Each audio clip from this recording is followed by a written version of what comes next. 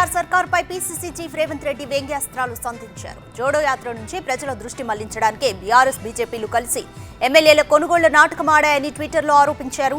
ఇన్నాళ్ళు BL Santosh address దొరకలేదని KCR తప్పించుకున్నారు. ఇప్పుడు ఆయన హైదరాబాద్ వచ్చారు. మరి ఇప్పుడైనా ఆయన్ని అరెస్టు చేసే దమ్ముందా అంటూ ప్రశ్నించారు. తెలంగాణలో గెలుపే లక్ష్యంగా కాంగ్రెస్ దూకుడు పెంచింది. దీంట్లో భాగంగా రాహుల్ గాంధీ ఈ నెల 2వ వారంలో 3 రోజుల పాటు రాష్ట్రంలో పర్యటించనున్నారు. వరుస సభలతో పార్టీ క్యాడర్లో జోష్ నింపేందుకు సిద్ధమయ్యారని సమాచారం. ఇక మరోవైపు మహిళా డిక్లరేషన్ సభలో ప్రియాంక గాంధీ పాల్గొనే అవకాశం ఉందని తెలుస్తోంది. అటు బస్సు యాత్రతో 6 గ్యారంటీ స్కీమ్లను ప్రజల్లోకి తీసుకెళ్లేలా కాంగ్రెస్ ప్లాన్ చేస్తోంది. కరెంటు అంశంలో కాంగ్రెస్ బీజేపీ నేతలకు మంత్రి కేటీఆర్ వికారాబాద్ సభ వేదికగా మరో సవాల్ విసిరారు. ఆ 2 పార్టీల నేతలకు బిర్యానీ పెట్టి బస్సుల్లో వికారాబాద్ జిల్లాలోని ఏ ఊరికైనా తీసుకెళ్తామని, అందరూ కలిసి కరెంటు తీగలు పట్టుకోవాలని సవాల్ విసిరారు. ఆ దెబ్బతో దేశానికి పట్టిన దరిద్రం పోతుందని కేటీఆర్ అన్నారు. తెలంగాణలో కరెంటు ఉందా లేదా అని తెలియాలి అంటే ఇదే మార్గమని సెటైర్లు వేశారు. తెలంగాణలో డబుల్ ఇంజిన్ సర్కార్ రావాలని బండి సంజయ్ అన్నారు. పసుపు బోర్డు ట్రిబ్యునల్ ఏర్పాటుపై సీఎం ఎందుకు స్పందించడం లేదని ప్రశ్నించారు. కేసీఆర్ ప్రజలకు కనిపించి నెల రోజులు దాటిందని, ఆయన కుటుంబం అనుమానంగా ఉందని బండి సంజయ్ సెటర్లు వేశారు. కేసీఆర్ అంటే తనకు ఇష్టమని, ఆయన్ను ప్రజల ముందు హాజరుపరచాలని డిమాండ్ చేశారు. కృష్ణా జిల్లాల్లో తెలంగాణ వాటాలో కోత పడడానికి కారణం కేసీఆర్ఏనని ఆరోపించారు. తెలంగాణలో లోక్ పోల్ సంస్థ ప్రీ పోల్ సర్వే నిర్వహించింది. ఈ ప్రీ పోల్ సర్వేలో అధికార బీఆర్ఎస్ పార్టీ 45 నుంచి 51 స్థానాలను గెలుస్తుందని తెలిపింది.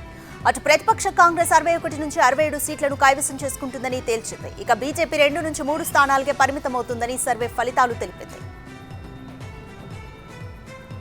విద్యార్థులకు, నిరుద్యోగులకు తీవ్ర అన్యాయం చేసిన కేసీఆర్ ప్రభుత్వం ఉద్యోగుల ఆశలను కూడా నీరుగార్చిందని కాంగ్రెస్ ఎమ్మెల్సీ జీవన్ రెడ్డి విమర్శించారు.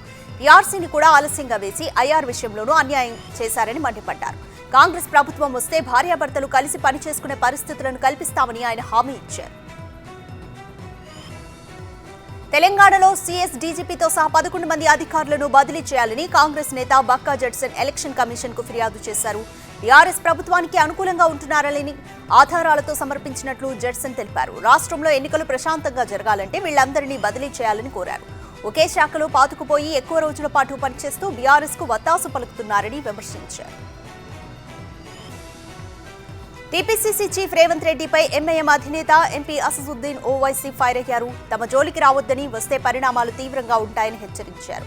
ఆర్ఎస్ఎస్ నుంచి వచ్చారో లేదో చార్మినార్ భాగ్యలక్ష్మి అమ్మవారిపై ప్రమాణం చేసి రేవంత్ చెప్పాలని డిమాండ్ చేశారు. రాష్ట్రంలోని అందరి సీఎంలతో తాము పనులు చేయించామని తెలిపారు. రేవంత్ రెడ్డి నోటికొచ్చినట్లు మాట్లాడితే ఊరుకోబోమని చెప్పారు. ఏపీ సీఎం జగన్మోహన్ రెడ్డి 2 రోజుల పాటు ఢిల్లీలో పర్యటించనున్నారు. ఇప్పటికే ఢిల్లీ చేరుకున్న జగన్ కేంద్రం ఇవాళ అమిత్ షాతో భేటీ కానున్నారు.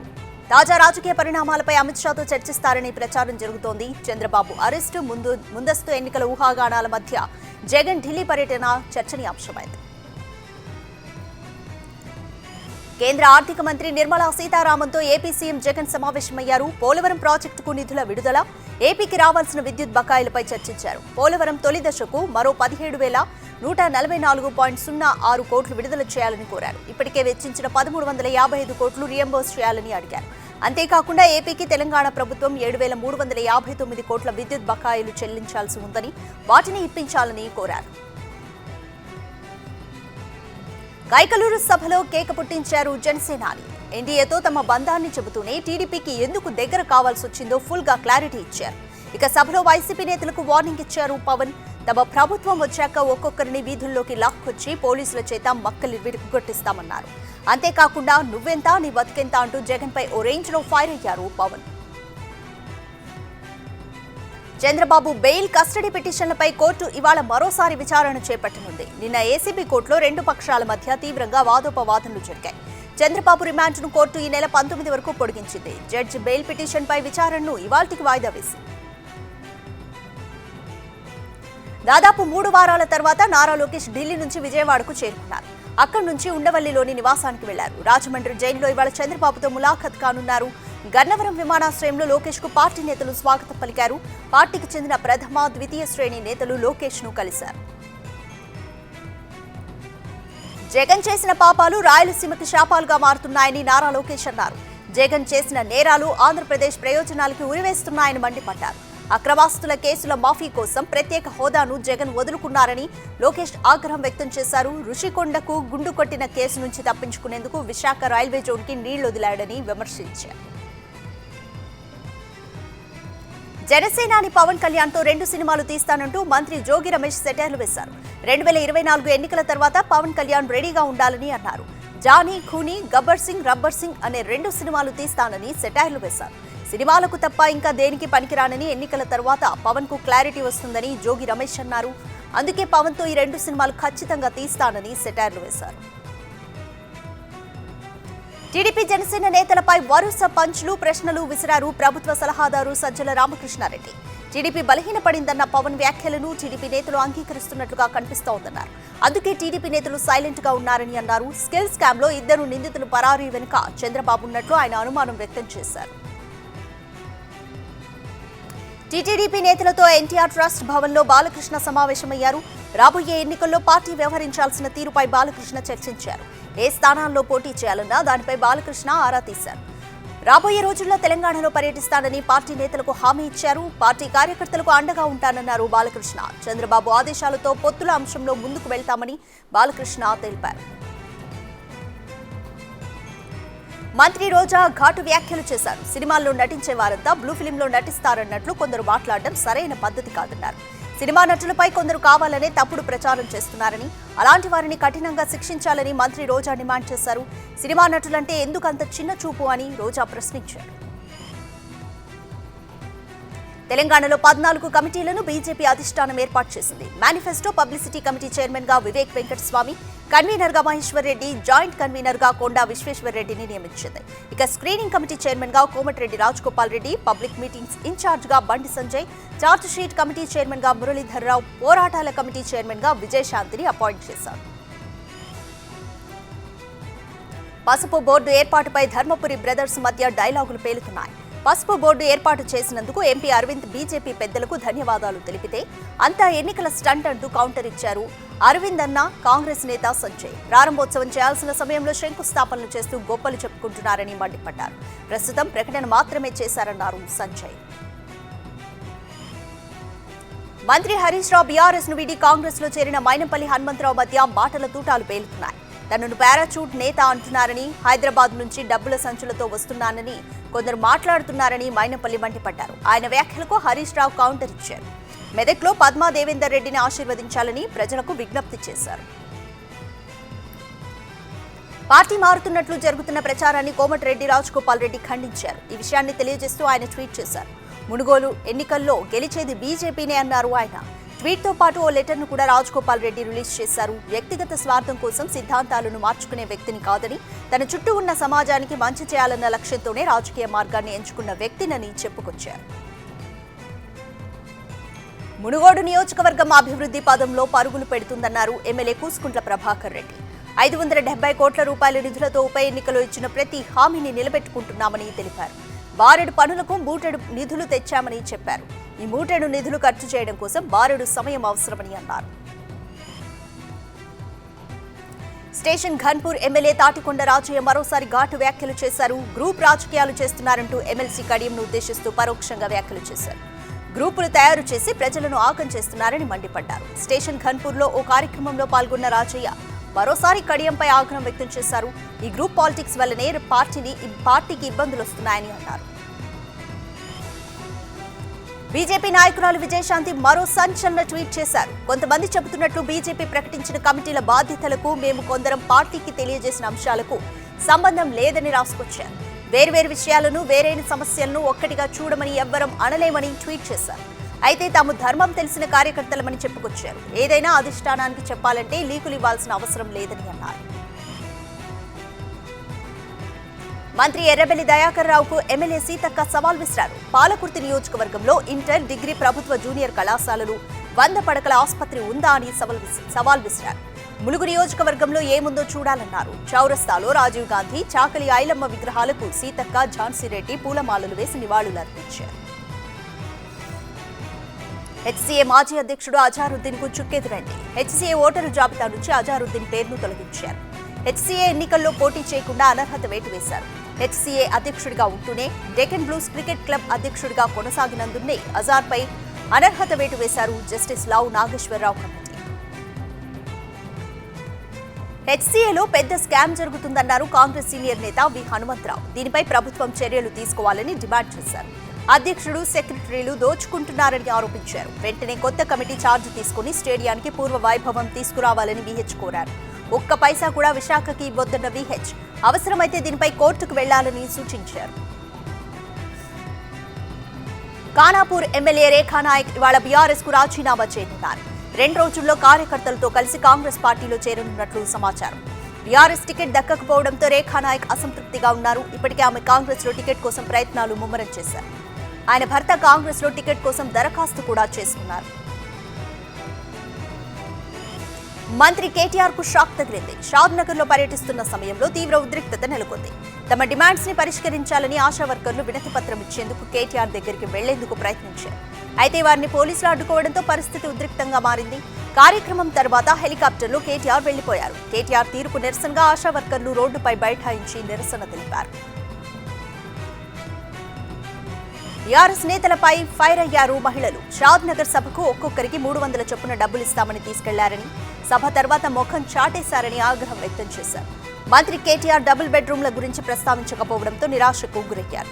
ఇక తమకిస్తామన్న 300 రూపాయలు ఇవ్వాలంటూ బీఆర్ఎస్ నేతలను మహిళలు నిలదీశారు. హైదరాబాద్ ఎల్బీనగర్ లో పొలిటికల్ పోస్టర్లు కలకలం రేపుతున్నాయి. ఎమ్మెల్యే సుధీర్ రెడ్డిపై రౌడీ షీట్ తెరవాలని నియోజకవర్గం మొత్తం రాత్రికి రాత్రే పోస్టర్లు వెలిశాయి.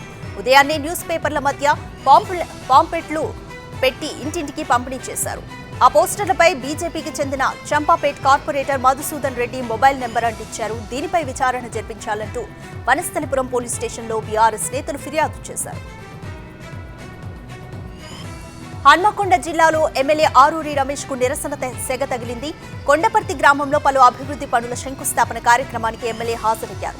ఈ సందర్భంగా ఎమ్మెల్యే ప్రచార రథాన్ని కాంగ్రెస్ శ్రేణులు అడ్డుకున్నాయి. రమేష్ డౌన్ డౌన్ అంటూ నినాదాలు చేశారు. దీంతో ఇరు వర్గాల మధ్య ఘర్షణ చోటు చేసుకుంది. తెలంగాణ పుట్టుకను ప్రశ్నించిన మోదీ బీఆర్ఎస్ పార్టీని విమర్శించడం హాస్యాస్పదంగా ఉందన్నారు దేవరకద్ర ఎమ్మెల్యే ఆల వెంకటేశ్వర్ రెడ్డి.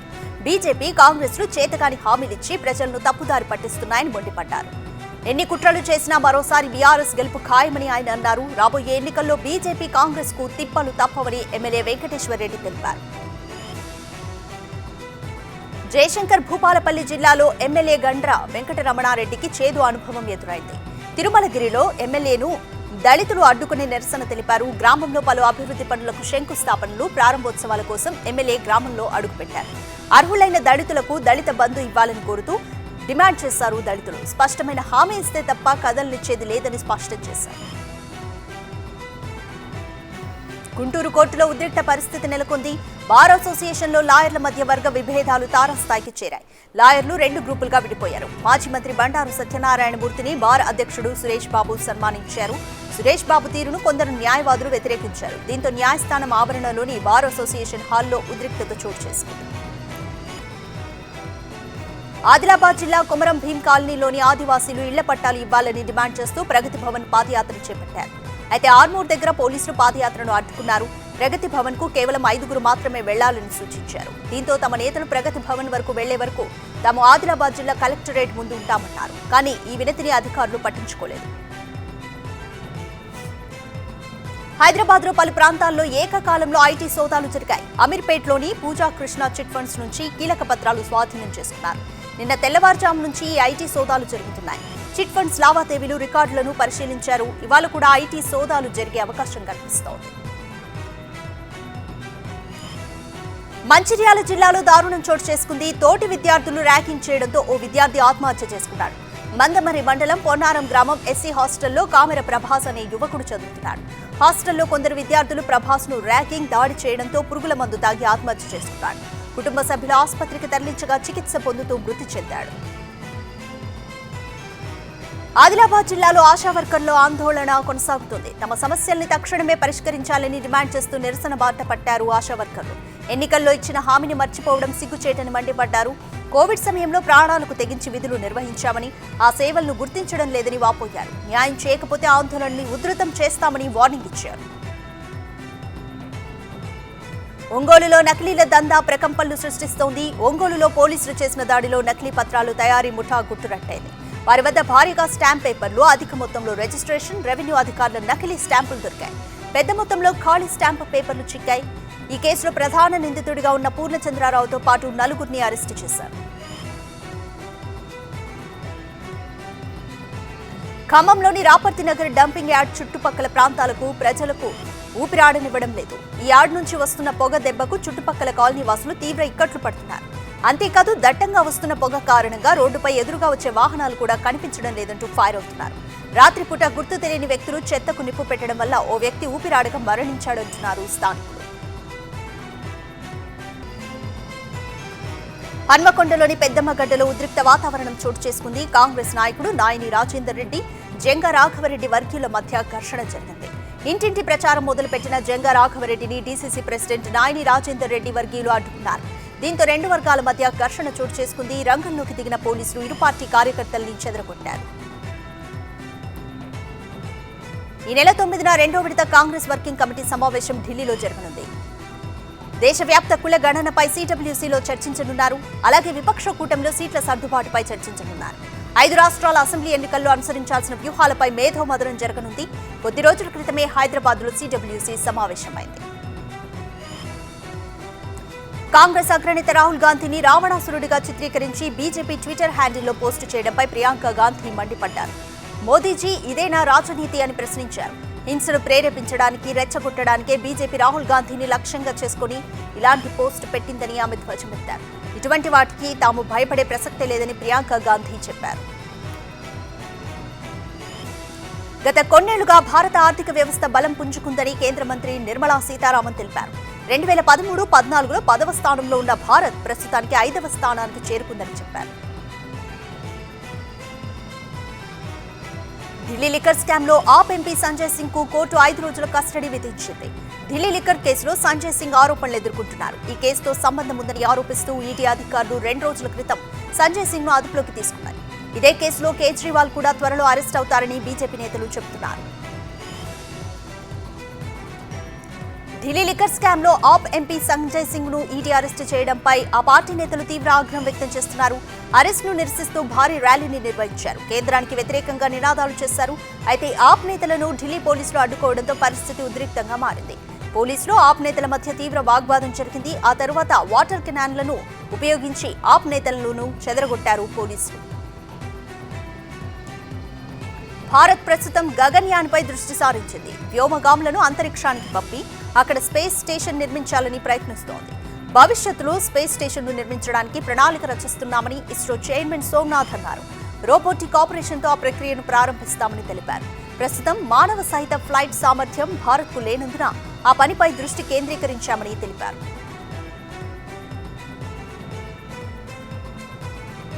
బెంగాల్ మంత్రి రథిన్ ఘోష్ నివాసంలో ఈడీ సోదాలు నిర్వహించింది. పెద్ద సంఖ్యలో కేంద్ర బలగాలతో పాటు పరిశోధకులు తనిఖీలు చేశారు. పౌర సంస్థల రిక్రూట్మెంట్లలో అవకతవకలు జరిగాయనే ఆరోపణలపై 12 చోట్ల సోదాలు నిర్వహించారు.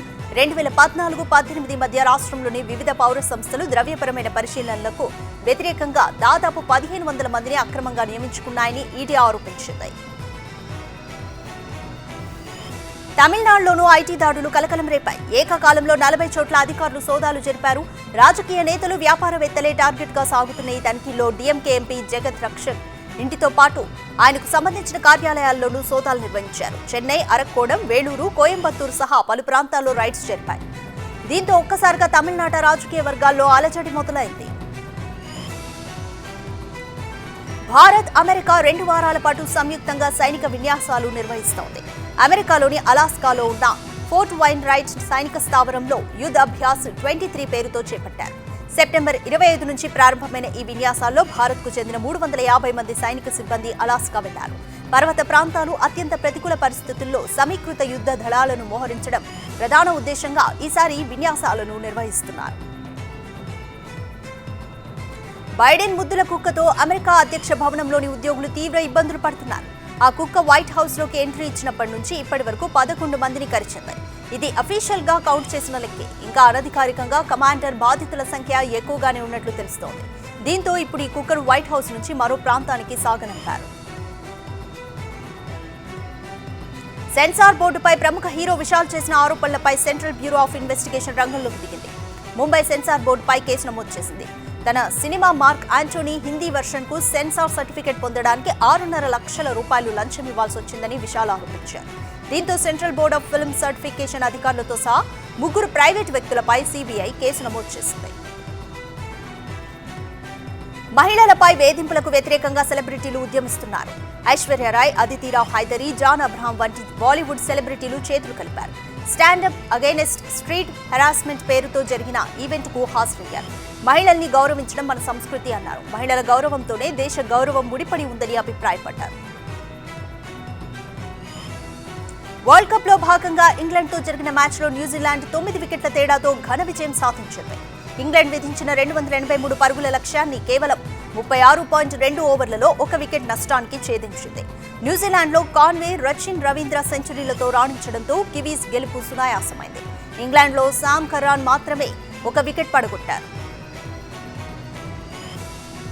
వన్డే ప్రపంచ కప్ టోర్నీలో భాగంగా ఇవాళ పాకిస్తాన్ నెదర్లాండ్ కి మధ్య మ్యాచ్ జరగనుంది. ఈ మ్యాచ్ హైదరాబాద్లోని ఉప్పల్ స్టేడియంలో నిర్వహించనున్నారు.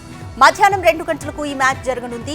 వార్ వన్ సైడ్ అయ్యే అవకాశం ఉందని క్రికెట్ నిపుణులు అంచనా వేస్తున్నారు. పాకిస్తాన్ ఈజీగా గెలుస్తుందని అభిప్రాయాలు వ్యక్తమవుతున్నాయి.